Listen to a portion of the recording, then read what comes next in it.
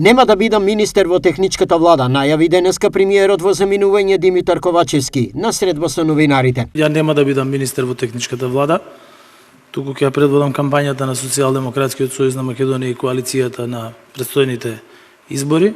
Ковачевски изрази оптимизам дека има доволно време до недела, кога собранието ќе треба да го изгласа составот на техничката влада, за да се искоординираат сите потребни детали за нејзино формирање. Сметам дека има доволно денови до недела, тие формалности да се завршат и во недела да имаме гласање со кое што ќе добиеме техничка влада која што ќе ги спроведе изборите.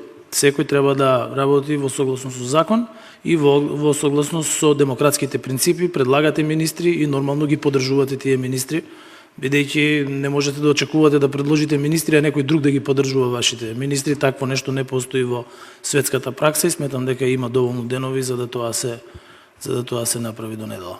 Политички аматеризам е предлогот за половична влада, оцени денеска координаторот на претеничката група на ВМРО-ДПМНЕ Никола Мицевски. Многу јасен е законот за влада, каде што вели дека во член 3 мандатарот предлага министри за секој од министерствата утврдени со закон и министри без ресор.